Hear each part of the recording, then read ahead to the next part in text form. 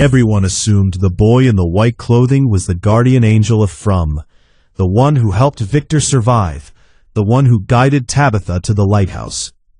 But in episode 3 of season 4, the mask came off completely. This boy suddenly aged, and the rules of this place shifted with a single word from him. Have you ever stopped to consider that we have been chasing the trap, not the savior? Today on Drama Crypt, we are going to reveal why this boy is the most dangerous creature in the forest, and how this episode has already begun the countdown to another massacre, just like the one Victor lived through as a child.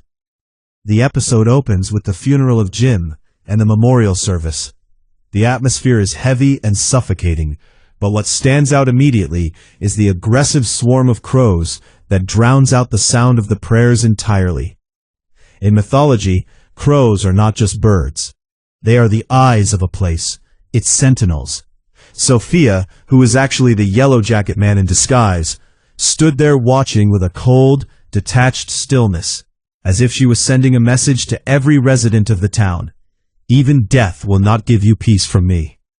Sofia then took things further with a deeply disturbing move, when she pocketed a tooth from the priest's corpse as a keepsake. Do you remember the human teeth that Boyd found inside the body of the creature Smiley back in season 2? The threads are connecting now. The Yellow Jacket Man does not just kill, he collects trophies from his victims. While everyone is consumed by the funeral, something else is unraveling inside Colony House. Fatima and Elgin, the two people who witnessed the nightmare birth of the creature Smiley, have begun drawing toward each other in a deeply unsettling way. But this is not romance. This is a shared hunger. Fatima's body is literally transforming into something other than human. After craving rotting vegetables and Elgin's blood, she now leads him to a hidden room containing an enormous mound of soil. Why soil? In vampire mythology, the undead must sleep on Earth from their original homeland in order to preserve their power. Fatima began mixing this soil with water, shaping it into mud. Is she constructing a grave for herself? Or did the creature that once lived inside her leave behind something non-chemical in her bloodstream? This transformation proves something crucial. This place does not only kill from the outside, it consumes you from within. On the other side of town, Boyd is wrestling with recurring nightmares about his wife Abby. These nightmares are not mere memories. They are injections of the town's energy, designed to break him from the inside out. Boyd went to Acosta, who has begun losing her grip on sanity, and is contemplating suicide, because she cannot make sense of why the ambulance kept circling in endless loops. Boyd, with the sharp instincts of a leader, decided to redirect her mind by giving her a mission: treat the storage unit like a crime scene and investigate it. This is where the brilliant connection to the book, The Flight of Croman, emerges. That storage unit may be the very same location described as the Lone Dragon's Cave in the children's book. Can you imagine that the map leading them home has been hidden inside a children's storybook the entire time, and everyone has been walking right past it? Out in the forest, Victor was taking Ethan to search for the Lake of Tears, the place Ethan saw in his dreams and heard about through the spirit of his father Jim. But the journey turned into a living nightmare when Victor spotted something lying between the trees: the Yellow Jacket Man's clothing. Victor, a man who has lived through decades in this place and witnessed every form of death imaginable, froze completely and involuntarily lost control of his bladder, out of pure terror. This moment is not simply about shock. It is a confirmation that Victor witnessed the massacre that took place when he was a child, and that the person wearing those clothes was at the center of it. Victor is not just afraid. Victor knows that the countdown to a new massacre has already begun. When they reached the lake, they found Jade sitting there in a meditative state, motionless, like a figure out of a Da Vinci painting. This is where the most intellectually rich conversation of the episode happened. How did the Lake of Tears, which was originally something Ethan invented inside a video game, become a real physical location in the forest? Jade began to suspect that the Matthews family possesses a terrifying ability to manifest their thoughts and imagination into reality. Or perhaps the town itself planted these locations inside their minds before they ever arrived, drawing them into the trap from the very beginning. Can you imagine that this entire town functions like clay, reshaping itself around our deepest fears? Back inside the town, Sofia, who is the yellow-jacket man, began executing her plan with diabolical precision. She convinced the residents that the Matthews family and Jade are the source of the curse and the death that has plagued them, isolating them completely and turning them into easy prey. But the most chilling move was choosing to move in with Sarah. Why Sarah specifically? Because Sarah is an outcast. Nobody believes her. So if she witnesses Sofia committing a murder and tries to report it, every single person in town will say Sarah has gone back to killing again. Sofia does not only want to kill, she wants to sit back and watch the town devour itself.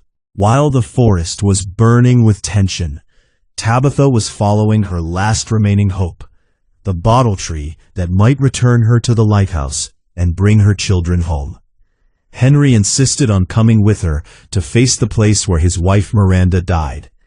And then, without warning, the figure everyone had been waiting for appeared, the boy in the white clothing. But something was wrong this time. He was no longer a child. He had aged into a teenager. When Tabitha asked him, "Will the tree take me back to the lighthouse?" his answer was devastating. No, the rules have changed. The boy in white told her plainly that whoever built this pathway never expected her to find it, and because of that, they sealed it off.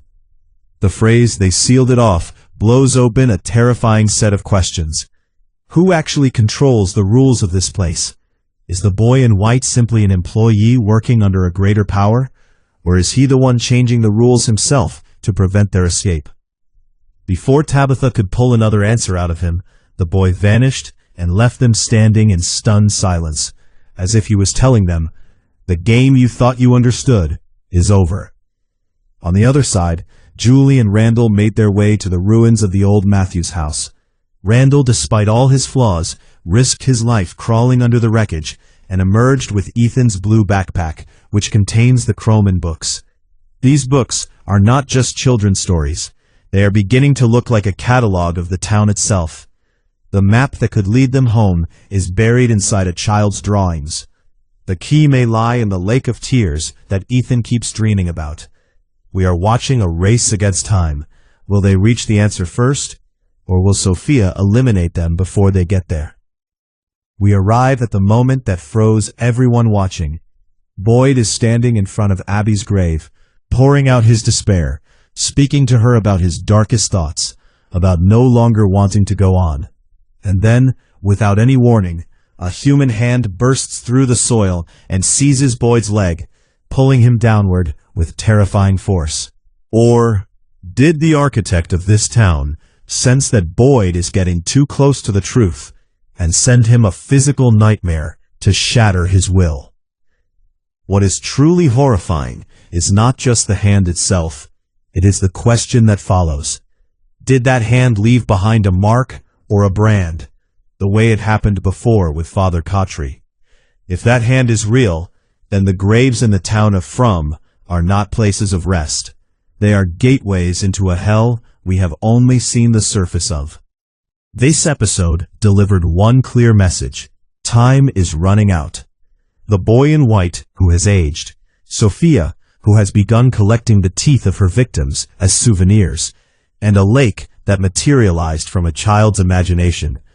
All of it is pointing toward a reset, a complete recalibration of the town. The last time the rules changed like this, Victor was the only survivor of a massacre that took everyone else. Is history preparing to repeat itself? And will Jade finally unlock the secret when he consumes the mushroom he found in the forest and enters a journey into the memory of this place? I am fully convinced that the boy in white sealed off the pathway to Tabitha, not to protect her, but to trap her and her entire family inside something far larger and far darker than anything we have seen. What do you think? Is this boy still the trustworthy protector we believed him to be? Or is he a younger version of the Yellow Jacket Man? Write your theories in the comments below, because what is coming in From is not just horror. It is total annihilation. I have been your host on Drama Crypt. Take care.